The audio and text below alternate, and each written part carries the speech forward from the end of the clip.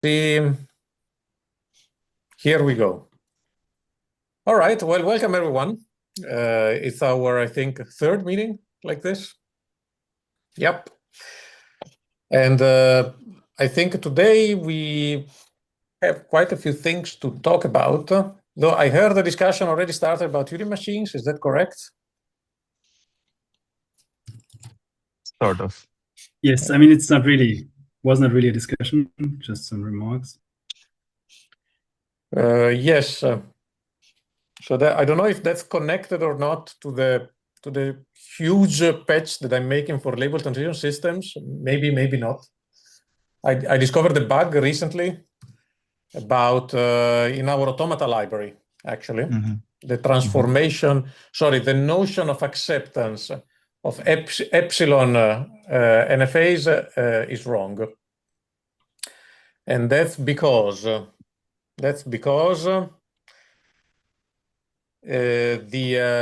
extended transition relation that we were using was the one of the saturated LTS behind it. So it's basically you close a transition under epsilon transitions before and after. Okay, that's what a saturation in an LTS does. But you need to do a little bit more, because then what we were doing is okay, a string is accepted if there is a normal multi-step transition where you can have some epsilons in between every now and then from a start to an accept state. But this doesn't cover the empty case very well, because this wasn't considering the fact that you could just have only epsilons. It required having at least one symbol in this, because of how stuff is defined. And that is actually, unfortunately, the correct definition of what a multi-step transition is in LTS. So I started defining a new transition relation called the saturated multi-step transition relation for LTSs, which does correspond to the stuff we have in the textbook on this kind of stuff by simulation and conduction for transition systems. And where indeed they define a specialized multi-step transition relation when you have these internal observables, which normally are called tau transitions. In automata theory are called epsilon transitions. These are exactly the same, and indeed we use exactly the same concept in CSLib.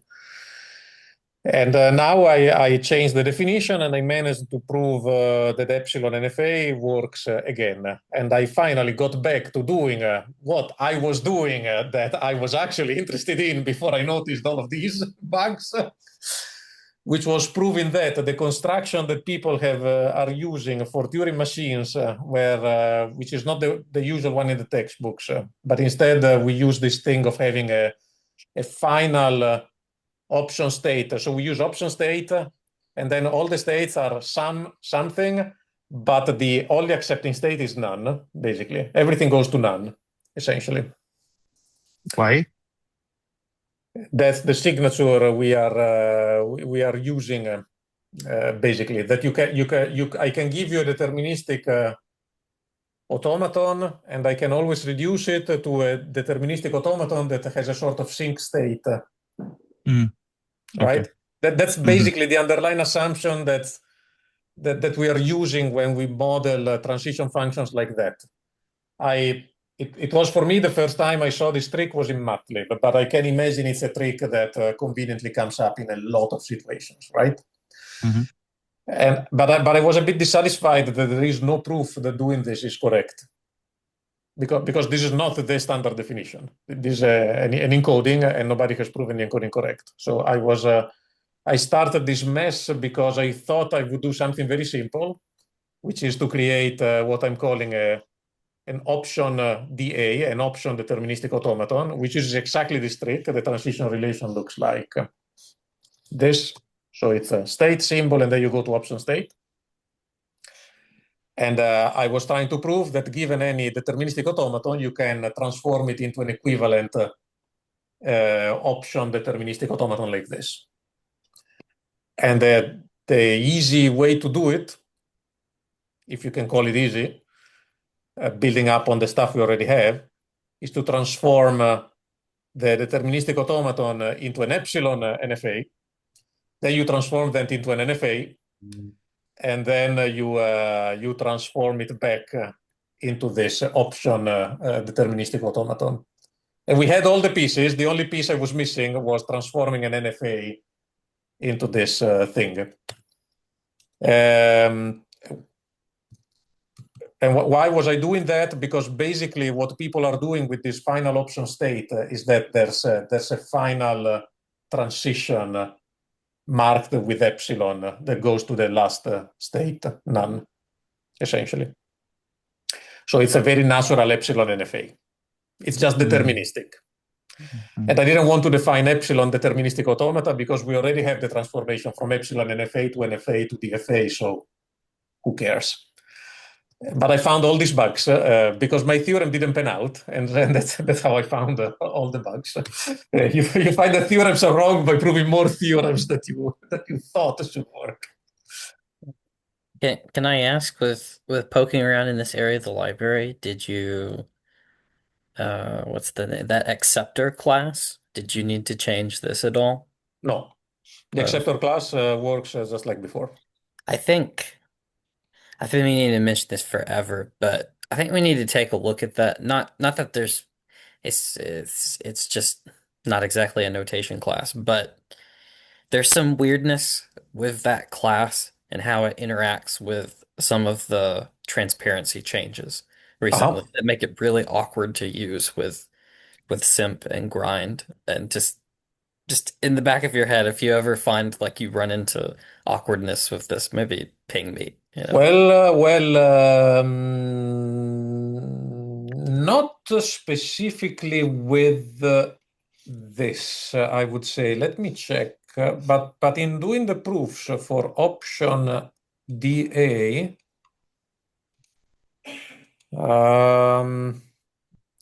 so here's how it's been working out recently. I find myself simplifying explicitly accepts often. Yeah, this is there because because they're implicit reducible or whatever. Yeah. Yeah. However, it's never there in the PR I submit in the end. Because this makes me discover that there was an abstract property, an extensional property that I should have had about what that particular construction accepts or not. And I should have a theorem about that. So far it's being extremely annoying, I agree, but it's also been extremely useful. So I've been buying into the annoyance. But I do share the feeling that when type classes are involved, sometimes there's weird stuff, and I find myself adding theorems that, well, when there's an abbreviation, nothing is a problem. For example, in epsilon NFA, I've defined epsilon as an abbreviation for has tau. And that works out. And grinds it, I should say. But otherwise, sometimes it is a bit annoying to go through the type classes explicitly. I don't know. I think it's worth keeping an eye on, but I don't have exactly a clear message to give yet, to be honest. At least from my side. If you guys have any, be my guest. No, I mean, like on that recent PR about the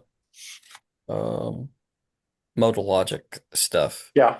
Like this, it helps if, like, because we have like this, what's it called? This default inference system stuff. There's like, this is sort of similar. Are you talking about 535 or 607? That's a great question. Let me see. Yeah, I'm talking about 535. 535, so logical equivalence.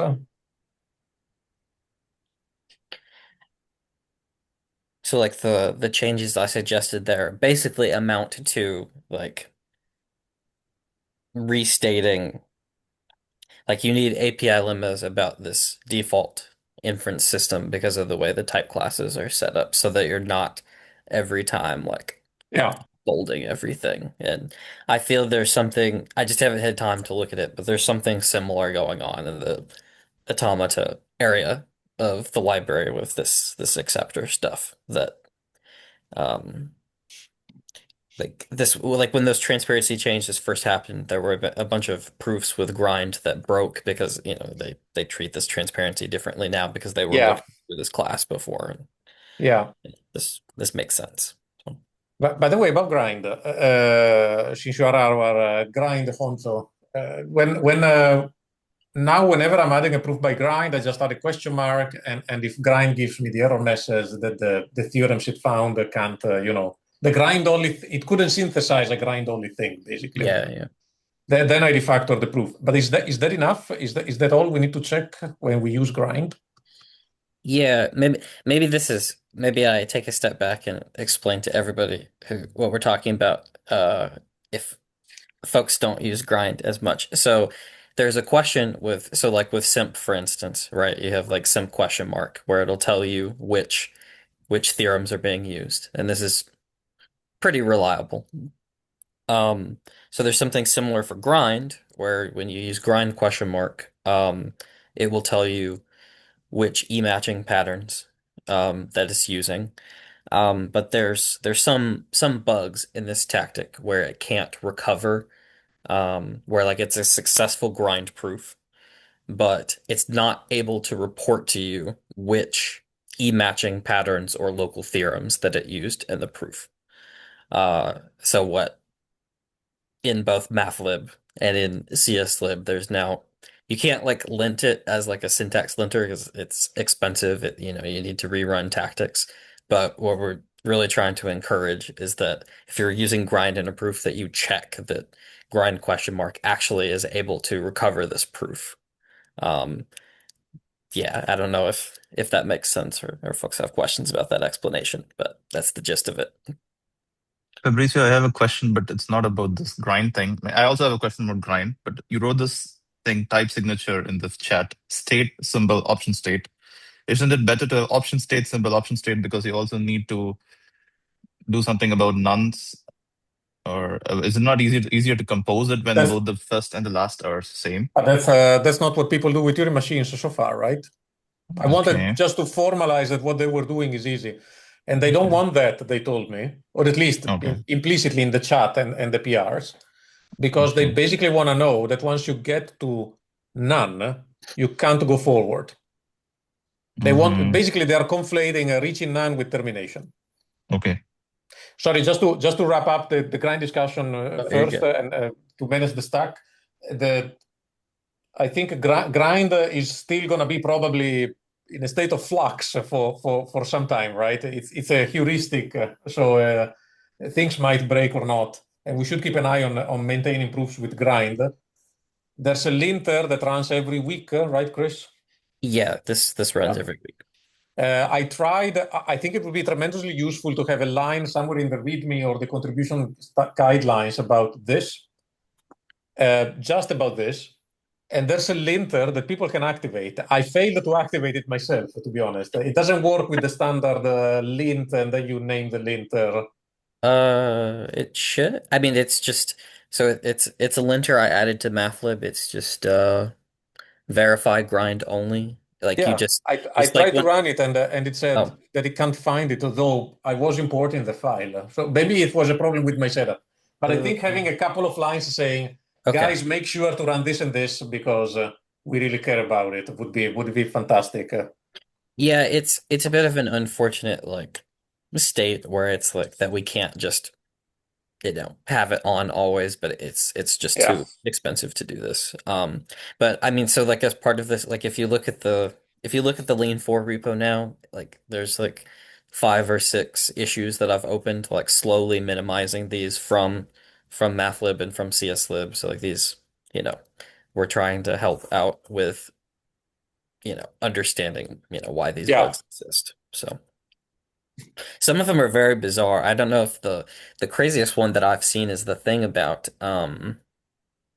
like if you give an explicit name to a hypothesis or not can affect whether grind can recover the proof or not. Yeah. This is bizarre to me. If like I went chasing around the internals for a while trying to imagine how this works and got nowhere. So Yeah. there's some rough edges there. Yeah. All right. Thank you very much. popping from the stack again. Let me try to share my screen, hoping that Zoom doesn't go completely crazy. But what you're seeing here,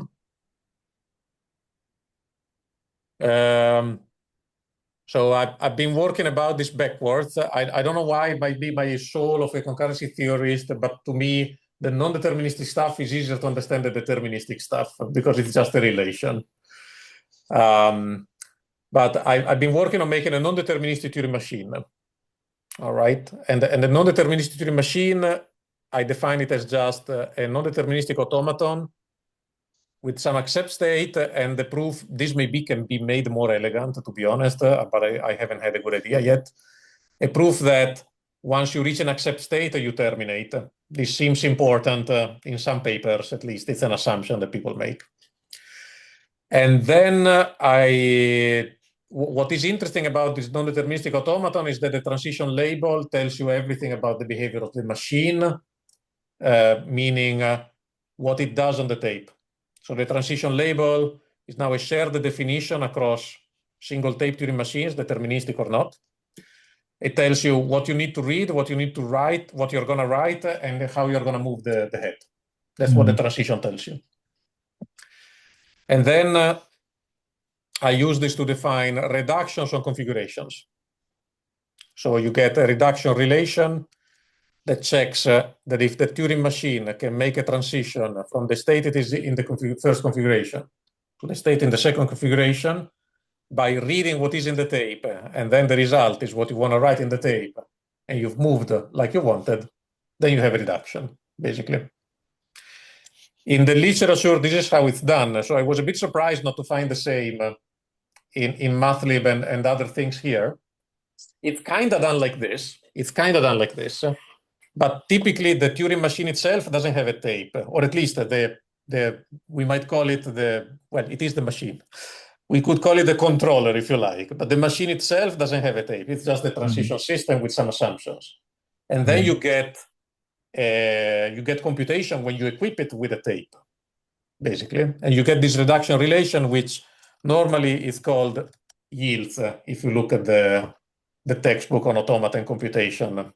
The Ullman book and Hopcroft, and I don't remember the third one. I hope they can forgive me. And then you can use just our machinery as usual. So multi-step reduction is just a reflexive transitive closure of this. And Turing machine is an instance of acceptor. It just accepts, if you start by instantiating the tape with the input, and you have a multi-step reduction to an accept configuration. And then you're done. These non-deterministic Turing machines. There's not... Sounds wonderful. I think by now, I don't really care which definition we use, as long as we use some definition. But I think it would be really nice to also include time and space resource consumption in this definition already, because then stuffing it on top might be a bit more complicated. So that's what I've been trying to work on, bridging exactly these things as they were defined before to this way of doing things by remaking the definition of deterministic Turing machine, because here we do have the definitions of time and space, or at least the space, but I think also time. Yeah, but space is wrong, unfortunately. It's fantastic, but basically talk about it in more detail if you want. But I think. But basically, this is where I got mixed stuck, because it's very easy for me to define a single tape Turing machines using a deterministic automaton. For the other one, it's non-deterministic. This one is deterministic. But then I got into this difficulty that people wanted this non-state as a sync state, terminating state, right? So I didn't have an automaton for that, and I wanted to prove it correct. So that's how I got into this rabbit hole. However, assuming that works, then the same exact stuff works for deterministic Turing machines. You get a reduction relation. We could make it a function if people don't like a relation. You can probably go back and forth because it's deterministic anyway. We have an acceptor exactly like the other one, and so on and so forth. For deterministic machines, can you also define a sequence of configurations from this, or is this more complicated? No, you Sometimes get it's more everything useful to talk about a sequence of configurations. So we would, for some things, like how many steps it takes, there's already a library for relations, because this is just a relation. For other stuff, I don't know, but I suggest we just extend our library for relations, because I think there is. For the non-deterministic stuff I did, the answer is yes. Everything is already there because this is essentially a label transition system. And for there, we have a notion of execution. We even have definitions for where the Turing machine diverges. You can reason about the infinite executions of the Turing machines without any additional machinery. So you can reason about a state appearing infinitely often or not. You can reason about productivity. All the concepts you have about lambda calculus, programming languages, ecocurrency theory, they immediately translate, essentially, which is why I'm trying to do this exercise. There's one more question. I'm not sure if it's relevant, but do you bound the number of successor states? You know what I mean? So the branching of non-determinism, is this bounded or not? No, I'm not sure if that's relevant, to be honest. Maybe it might, because usually it's bounded, right? I'm not assuming finiteness about anything. I'm not assuming any bounds. It can be infinitely branching, whatever. That's useful because our bisimulation works for anything anyway. If you then add these assumptions, then our libraries for LTS will give you the trace equivalence. If your thing is deterministic, the trace equivalence is like bisimilarity. Wait, but you're saying all the theorems, like, I don't know, Savage, for example, needs to add an additional assumption that the number of states is finite? Yeah. Well, then you put it as an assumption in the... But I mean, isn't that a bit weird? Yeah. Just a second, sorry, I got an emergency call. I'll be right back. I do think it's weird. I spent a bunch of time defining Turing machines, and originally I was like, oh, I'll unify them. I'll make this lovely unified interface where I can define all these different types of Turing machines as one thing. And specifically running into like this bounding being a pain when you do that was why I did not unify everything.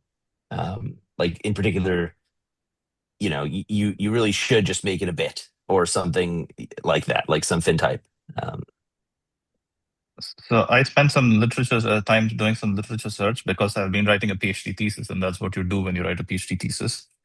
And I found 3 different definitions of space and time complexity. So let's just space complexity for now. And each of them is actually incompatible with the other, in the sense that how you treat the blank steps is very different in the complexity theory textbook, the computability theory textbook that Christian suggested in the CSLib. So my question is, why not have all the 3 definitions and just prove whatever equivalence we can later? Like, I don't see any way to bridge these gaps.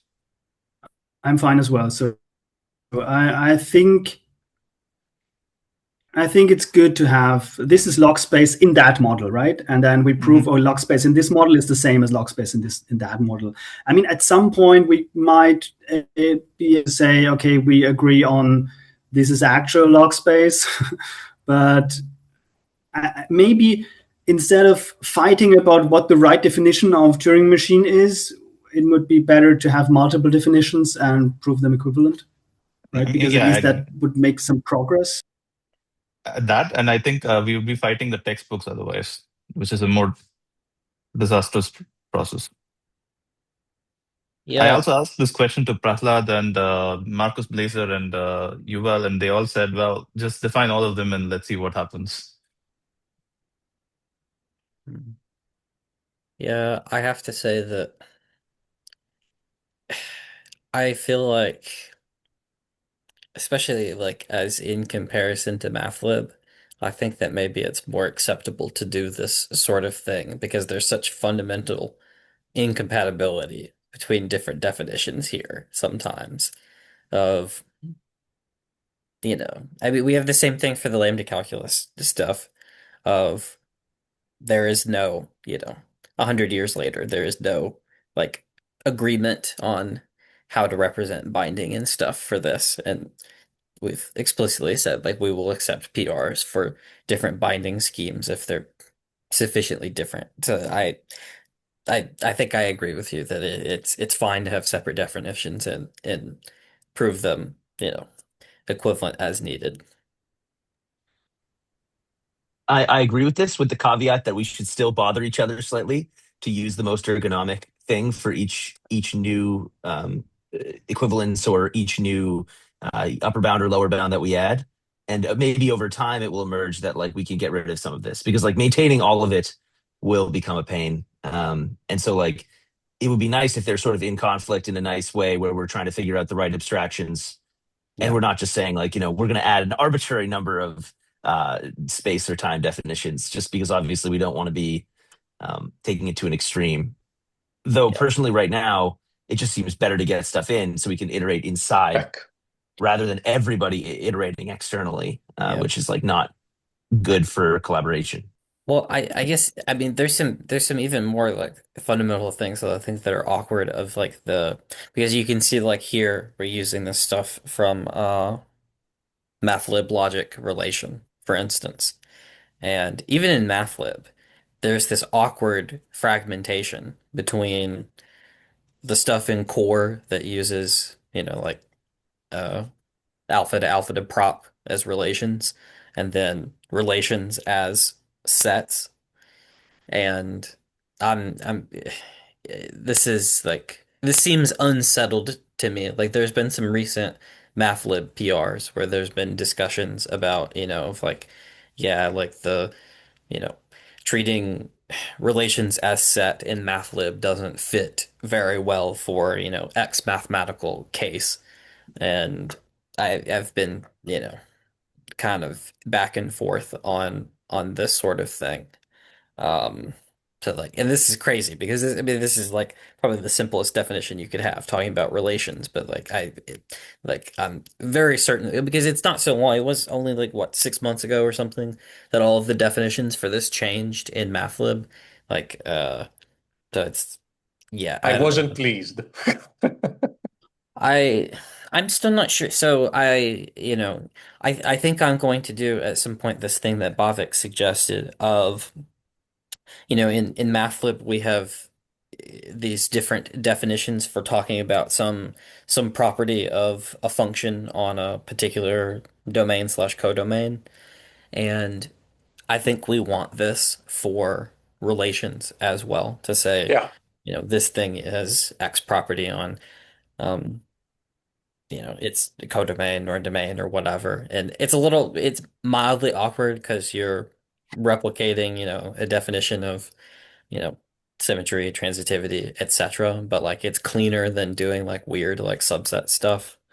I don't think, to be honest, it's too much of a problem. We have a similar, one might look, for example, the labor transition systems, and it's a ternary relation instead of a binary relation, right? Mhm. And we do have to redefine what we mean by transitivity and stuff like that. Yeah. And what I think they have with these set-based relations, I think is very specific to some of the stuff they do in MATLAB, to be honest. I think in Lean it's much more natural to have alpha to beta to prop signature. It is, but there are some places even for where I do want sets. Like when I want to talk about a restriction to a codomain, sometimes it's nice for this to be a set. Anyway, I'll try I, not to talk through no, this no, too. but I totally agree. And that, I think, is the reason for which having a set-based API is nice. Yeah. But we can define this stuff for the usual relation signature. Yeah, it should be I pass it a relation, I pass it a set for the domain and codomain, and I say it has this property Yeah. Yeah, could we on this. get back to the discussion? So Fabrizio, you were gone, and all of us more or less said that it's good to have multiple definitions as long as we have some definition. And I personally, so I added this multi-type Turing machine definition, and I'm currently working on proving a simulation between single-type Turing definition and my multi-type Turing definition. And now you're proposing to fundamentally change the single-type Turing definition, which doesn't really help me, right? So how do we Please don't resolve hate this? me. Don't hate me. We are I going to mean, take care of it. we need non-deterministic machines. I fully agree, right? Yeah. But yeah, how do we solve this, right? Look, well, Shreyas, go ahead, and then I will reply. So this is actually an answer to your question. So I thought maybe we could integrate the deterministic and non-deterministic. So me and Chris are essentially converging to this similar idea that you can tack on non-determinism to an existing model by making it query an existing proposition, a certificate proposition, which says there exists a certificate. So why do we really want to separate the deterministic and non-deterministic Turing machines, especially for writing explicit TMs? I think both of us agree that it's a terrible idea to write them in terms of transition functions. Yeah. Look, let's talk about two things. So one thing is that the key difference we have seen in automata theory, because this is the same stuff, non-deterministic or deterministic, is that in automata theory, for a deterministic automaton, people really want a function. So my only question to you to see if we want to have the same or different definitions is, do we want a function for the transition signature of a deterministic Turing machine? That is the question to address. And if the answer is yes, then we have a different definition. I mean, if I know that the machine is deterministic, I actually want a function because I don't want, okay, what is the success? There could be multiple, so I have to prove that it's just one, right? So, I mean, if I have a function, it's much easier. Then we have two different definitions like we're doing now. Yeah, it's totally fine, right? I mean, we can as soon as we say have that, and Chris, don't hate me, now I'm going to get back to, I promise, soon, to how we get all of this done and how we make you unstuck, because I realize there's no way to make you stuck. But as soon as you accept that we have these two different definitions, this is exactly the same situation that we have for deterministic and non-deterministic automata. And there's a library for all of this, which is called FLTS and LTS, which are exactly this. So if you go to, I can show you for the people who don't know already, of course. So just one more comment answering to what Shreya said. So I think it's good to have this view where you have the certificate, but I think we also need to prove it equivalent to the regular textbook definition of non-deterministic transitions, right? Yes. So if basically a functional label transition system is something I have made up, because people on paper would not do this. They would just say, they would just treat it as a relation and just say, well, it's functional, so blah, blah, blah. But in a formalization, it can be extremely frustrating to do so. That's why in Turing machines, people typically have a function. Okay, so this doesn't come from Turing machines. This comes just from deterministic automata. This is basically just a transition system where you have state label to state. So it's a label transition system where we allow ourselves the convenience of having a function as a transition function. And then this multi-step and the rest. And this thing has then files that tell you how to go from a functional label transition system to a normal label transition system where you have the relation, and back from a label transition system to a functional label transition system. This is actually the subset construction. There would be another very useful thing, which is if you have a deterministic labeled relation, you can go to the function, right? Which we should also add. I don't have it yet. And we should probably have the same stuff for relation, going back to what Chris was saying. And maybe it exists already and I'm just not aware. But I think all this stuff would be very nice to have when we make proofs, to be honest. This is the construction that is basically the one we use for proving that an NFA is encodable into a DFA. It's exactly the same, and we do invoke it with no modification whatsoever. So we have two things that we need to care about. One is when we build stuff, I would like to reuse what we already have, just like it's done in MATLAB. And I think we should try to build this hierarchy of abstractions in a sense. Because LTS, for example, a lot of the proofs we have for NFAs, like proving that, when you go from an NFA to a DFA, it's correct, which is here. The proof is super simple. And the proof is super simple because LTS is chock full of theorems that we would need anyway. I developed them for the calculus of communicating systems in concurrency theory. So these are exactly the same theorems we need for process calculi in concurrency. And NFA is a trivial thing by comparison. So grind just eats it up without problems. Now, the second thing we need to care about is that people, especially when it comes to Turing machines, and I think it's because the field of Turing machines on paper, there are some people who agree on definitions, but sometimes they apply slight modifications to make some stuff more convenient. This practice, when it reaches formalization, it explodes. So I've seen at least 10 different definitions of Turing machines, I think, in my life in a formalization. And this really calls for making some decisions, but also for having a very strong infrastructure that manages to give us easy proofs to go back and forth between these different definitions, or we will go completely crazy. In particular, in this instance, Chris will go crazy because he's now working on multi-tape Turing machines, and I'm changing the definition to work on the first constraint, which is let's try to reuse what we have, right? So we can talk about where we want to go. I have a branch in the CSLib thing that is currently a bit broken because I haven't proven the stuff about option DA. But if you like, we could work on that together. And then we make a single PR because we can then discuss the definitions together, essentially. I think that would be very valuable. And if you have a case for me, Fabrizio, it would be more convenient to encode multi-tape with that specific encoding of Turing machine. We can just do it.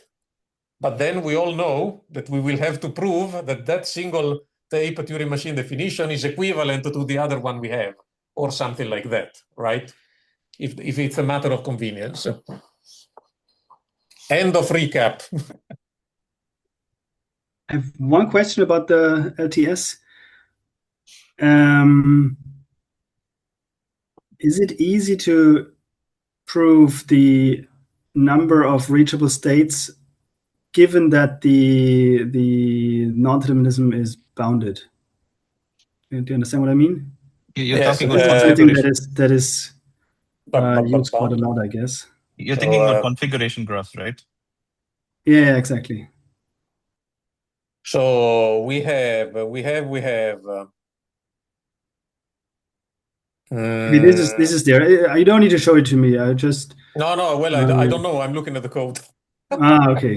But finitely branching is at least already there. That's good. Yeah. Right.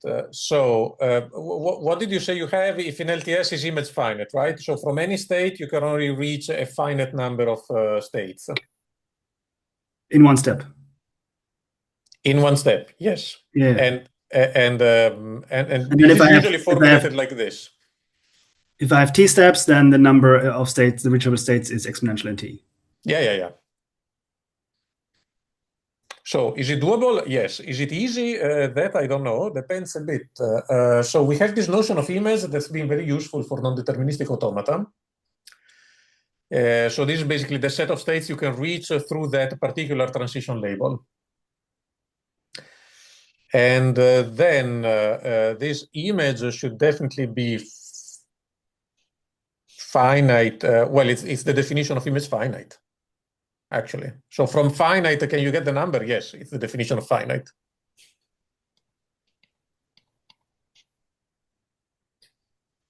So this is the property to use, unless you wanted to write something a bit more abstract than image finite. I mean, I want a specific number in the number of steps, right? A specific bound in the number You of want a steps. specific bound as to the size of this set. Yes.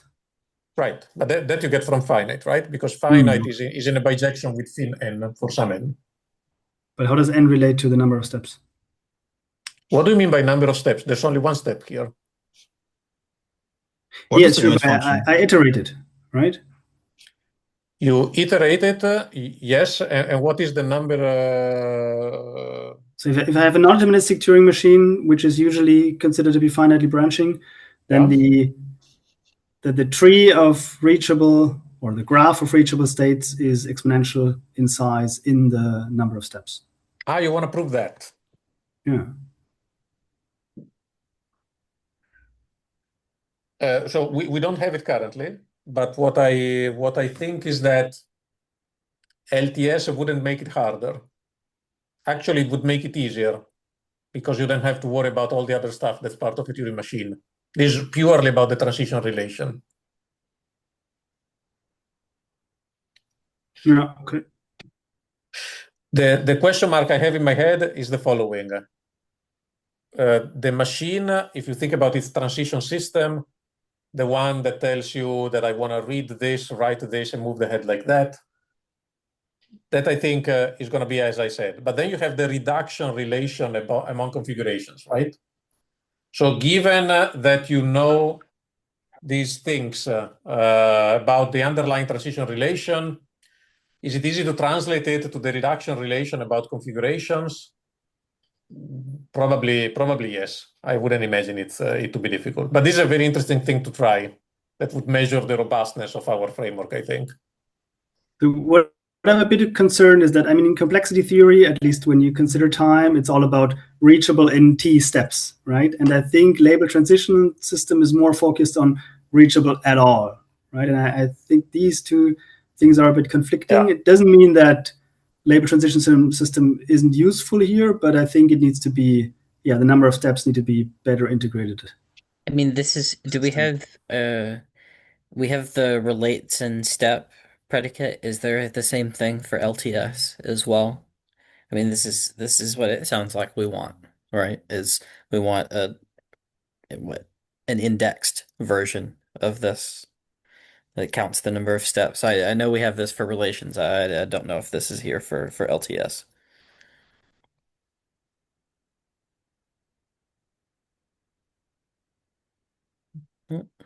Where'd Fabrizio go? So Chris, I just want to check that you're talking about this section 4.1 Barakarura. That's what you're going for. You need to count how many steps you're moving to actually get to your final state. And for space complexity, you need to know how many configurations there actually are, including what's on the tape. Yeah, what the piece concretely I'm saying is I'm not as familiar with this piece of the LTS library. I was wondering if I just know for relations there's some notion of like it's a relation with, I can't remember if they're natural numbers or it has some type class thing on it, but do we have this for LT? Do you know what I'm talking about, Fabrizio? The relates and steps module. Yeah, that's in there. called execution in Is this LTS. helpful for what you're talking about? Because you can relate this back to regular relations. Do you need this for LTS? This is what I'm asking. But how does okay, two questions. The first one is that we have an equivalent of relating steps, which is execution, because the difference in LTS is that you also want to see the trace from the first state to the other, right? But that is the same basically as the relating steps. It tells you how many transitions you have made going from the first state to the other. And then my question to you is, how does relating steps help with well, it helps with formulating the theorem statement, you mean, the exponential stuff that Chris was talking about. Mm-hmm. Yeah, here it would be exactly the same. You would take the length of the trace as your number, and that gives you the same natural number that you get in relating steps. Okay. Let me see if I can find I think it's in a new module now. Didn't it move? Oh, execution, yeah. Execution. The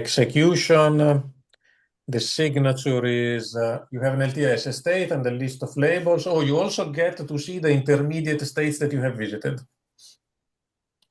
Oh, So it gives you a bit more. Then we can do, we can compute the max of the space use or something like that using that. That's yes. So the deal is that we use this stuff a lot to reason about programs. Usually our states are the programs, right? A bit like in lambda calculus. In concurrency theory, we do the same. It's just that differently from lambda calculus, although now we are developing a labor transition system for lambda calculus because it gives us some very nice properties compared to having a reduction semantics, but that's another story for another day. So in concurrency theory, we really care about how you get from a state to another. That's why you have the observation label, the transition label, right? But to formulate a lot of properties, you might want to say, for example, that you go from state 1 to state n without having a bad intermediate state. You want to state some property about all the states that you encounter along the way. Or maybe you want to compute something exactly like you said, what's the maximal size of any of these states? What is the sum of the sizes of these states? Stuff like that. I think for a lot of properties that you're interested in Turing machines, you don't need to look at the states, you just look at the transition label because it tells you what operation you have done on the tape. So for example, you can see how many characters you have written or how many times you have written on the tape. That's very easy to see. Or how many times you have read from the tape. So you can count this stuff very easily, which is hard to do with the reduction relation because then you would need to compare the two tapes. And then the definition gets extremely clunky because you have to reconstruct it after the fact. Yes, Shreyas. Fabrizio, do you mean the input? You mean the alphabet? You're saying you just need to look at the alphabet that you're reading at the tape head at each step? So the transition label tells you if you have read something, and if so, what? If you have written something, and if so, what? And if you have moved the head, and if so, how? So you're actually discarding the original transition function and just saying here are the following things you can do in a Turing machine: move left, right, or right, read, whatever. No, this is the signature of the transition function. It tells you this state goes to this other state by reading this symbol, writing this symbol, and moving the head like this. Okay. And this is the definition of the machine that you also find in the textbook. That's how the transition is usually defined. It's just that it's old stuff, and now I need to be careful. I really love Turing machines, right? But since the 80s, people started writing transition systems differently in concurrency theory because exactly we had this need of observing very precisely what the move does, what the transition does. Because in a concurrent system, you want that matters because it synchronizes with an environment. Because maybe it's a send of a message or a receive of a message. Mm-hmm. And I really wanted to have a solid foundation for this in CSLib. One, because I like this stuff, but also because I think it's going to be really important when we do crypto, when we reason about attacker models. It's going to be very important when we model reactive programs that interact with a network. And indeed, there's the whole field of reactive Turing machines as well, right? And then when we started making the simple Turing machines, people normally haven't backported this, but it does make sense to backport this way of specifying transition systems like this with these labels, because it helps. Now, I do understand Turing machines very well. I can do proofs of computability, etc. But I haven't really. I don't have conclusive proofs that this way is better. That's why I put it in a branch and I wanted to discuss it. And that's why I would love, for example, Christian, if you could look at the branch and you could try your multi-tape thing. Does this way of modeling things give you a definition that you think is convenient to work with or not, such that we can start understanding how to do the plumbing, basically, right? The purpose here is not to put a one-size-fits-all thing or this is better. It's just to explore what happens if we base this on what we already have, because it is general enough to do this. And we merge concurrency theory and programming language theory with theory of Turing machines, because a Turing machine is basically a programming language model, nothing else. And then there was all this discussion related to this that I have not forgotten. So we had two parallel discussions about the same thing. One is, there's a comment by Shreyas here in the chat as well. There was a topic about, can't we have a nicer language to reason about Turing machines? We had a discussion here at Form, at our research center at my university, where we discussed exactly the same research topic independently. And people pointed me to a paper done by the Racketeers, the people working with Racket. They have this paper about a domain-specific language written in Racket. And I think somebody, maybe Chris, pointed at the same paper in one of our chats. I don't remember. I've seen it. I had seen it before. Maybe I Googled it. And they have this domain-specific language in Racket for writing the definition of a Turing machine.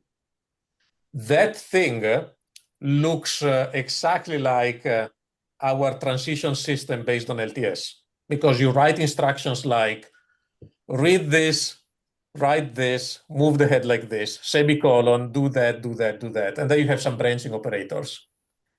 You add recursion or loops, done. You now have a nice programming language for a Turing machine.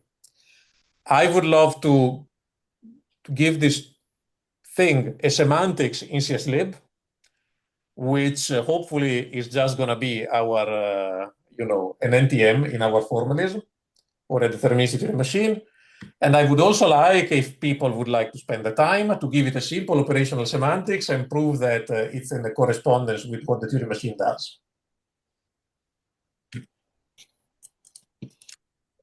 Go ahead, Shreyas.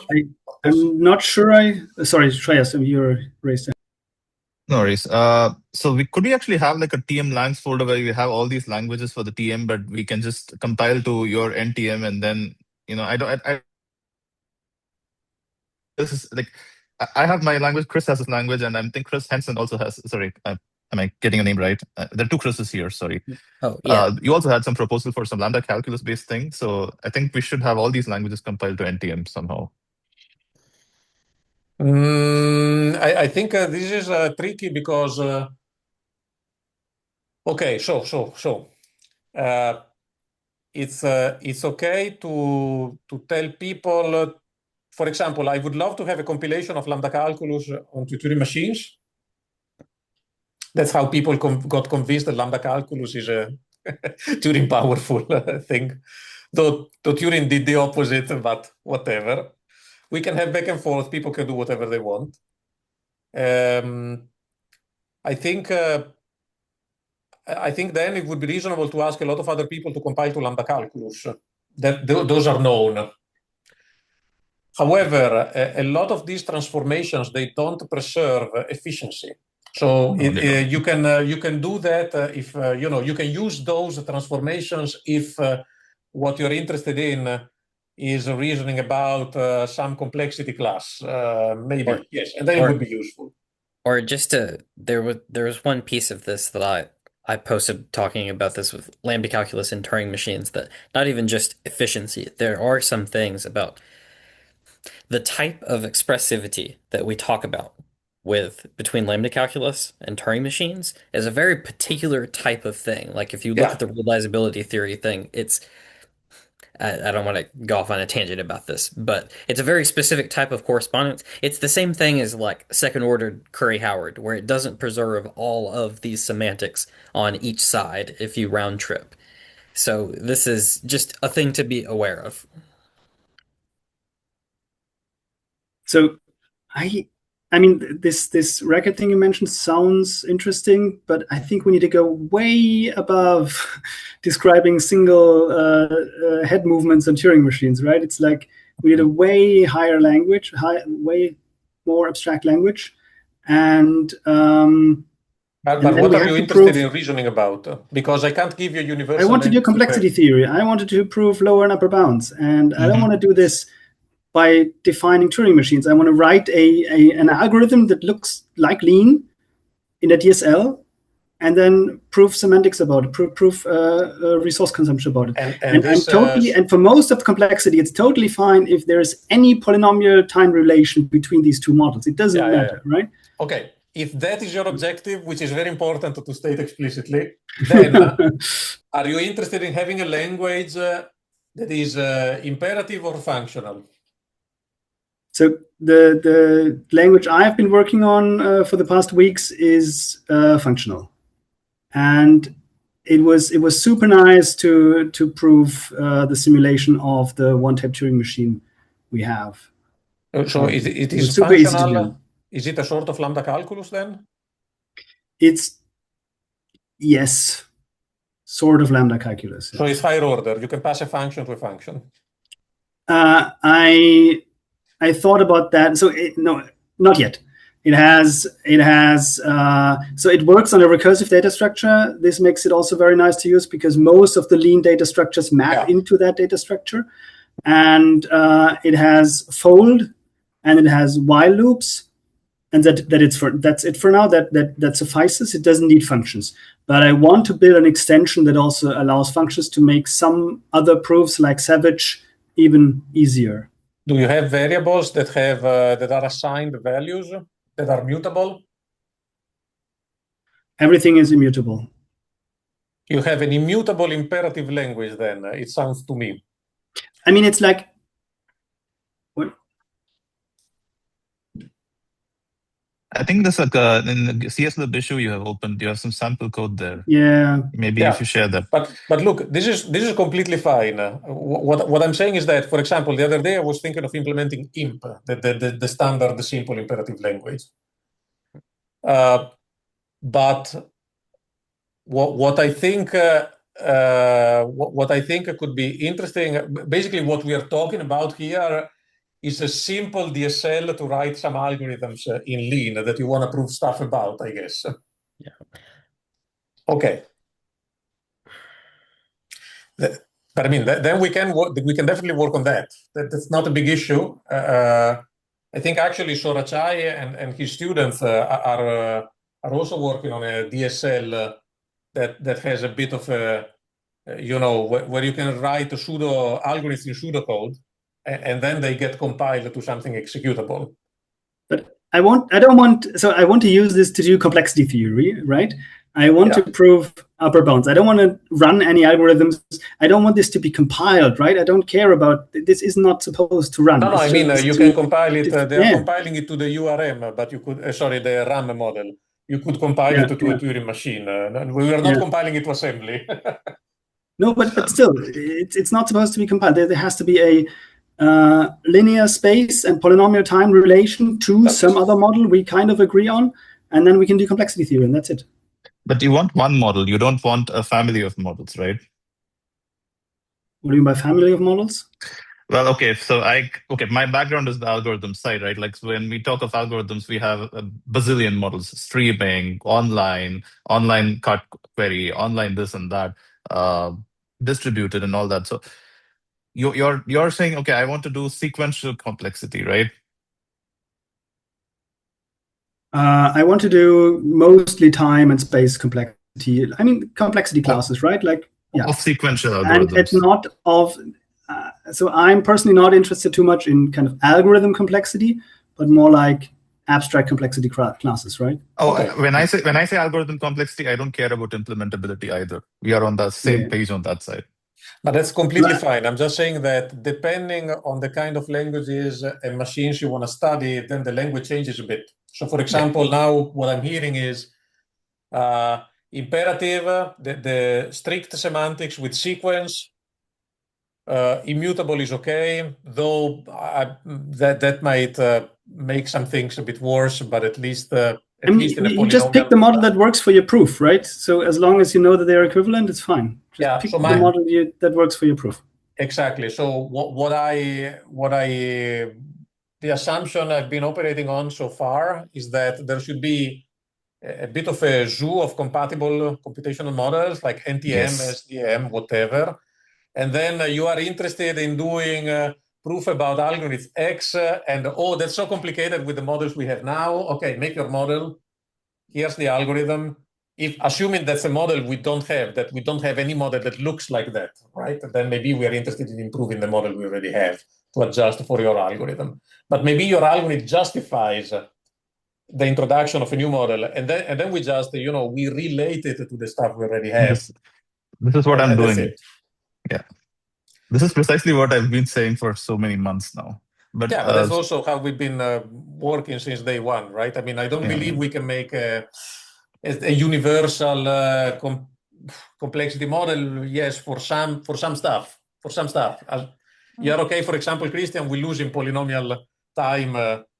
Fine, right? And then some people maybe might not in some other instances, then they'll make another model that maps way more directly to something else. I don't know.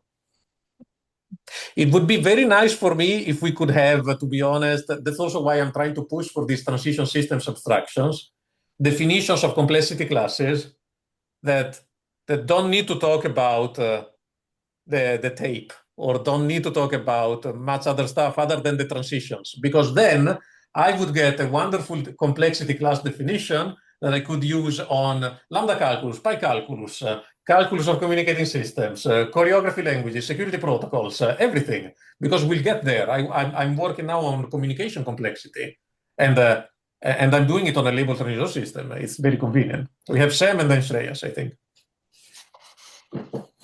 Yeah, I think we all agree that we would like to have a zoo of models with various relationships between them. But I don't believe there's consensus on exactly how to reach that. And from where we are now in the code base, none of us can do the work that we want to do based on CSLib. We're all building up various libraries to do our work. Yeah. So it would be nice maybe to have maybe a practical discussion around how we move what into CSLib, such that we do have a framework to proceed. All right. If now is a good time, that's great. I mean, I know we might be a little over. I'm not sure how long the meeting was supposed to go. I think it is. Well, I need to close the meeting after these final closing remarks because we're already off time. But Shreyas, you go, and then maybe I can explain how we could go forward. So Fabrizio, if you recall, this is exactly the proposal of my peer. So I just wanted to ask if we have made any progress on the merging of my query combinator model. CSLib 372. We need first to figure out the copyright header. Now I'm going to go back to the steering group because we received some nice comments about that. Yeah. But your PR doesn't solve this because your PR solves this only by introducing the monadic approach to the specification of algorithms in Lean. No, it solves all of these issues. So what my model is saying, okay, you have some unit operations, right? You have in Turing machine this transition step, the move left, right, whatever. You have circuit operations where you're doing steps at a circuit, and you have RAM model where you're doing normal RAM models.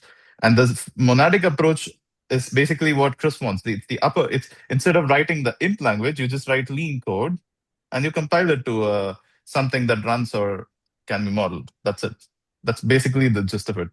I actually have a talk link. But we're not talking about the complexity of doing that here. Sam is talking about the complexity of having a RAM model we can agree on, having an Alice and Bob semantics that we can agree on, having all these things, and this will just require discussion, I think, for each one of them.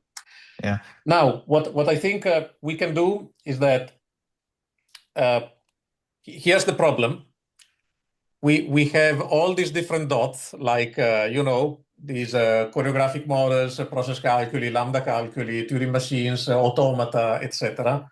And of course, everybody starts from what they are most familiar with and they're interested in, right? But they have a lot of stuff in common.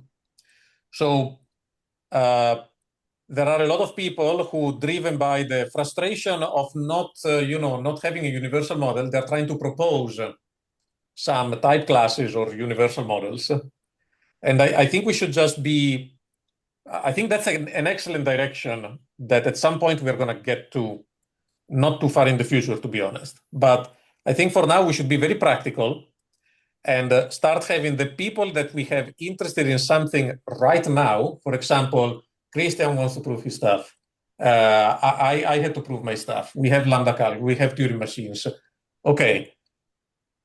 Christian, for example, has multi-tape Turing machines. I would like to take that and discuss that in a topic. Hey guys, how do we do multi-tape Turing machines? Before we get to let's make the universal model for all machines. Because that's a discussion that's too long to have if we don't already have single tape, multi-tape, non-deterministic multi-tape, single tape, non-deterministic, blah, blah, blah, blah, blah, right? We need to, I would like to be faster at having a collection of these. And every time we do one, we can comment on each other's code and say, hey, here you could have reused this. Why does it not work? Should we add another abstraction to CSLib? Or should you move to that abstraction? That's a discussion we should have. And that discussion is extremely hard to have when we try to abstract multiple classes of machines. That's what I'm getting at. Okay. We should have this discussion for a single type of machine and call it a day, fix that and say, okay, next one. And this has the disadvantage that maybe when we reach machine n+1, it will reveal that we have done something wrong in machine number 3 and we have to revisit the definition. But I say, let's just bite the bullet and that's fine. That's at least we move quick.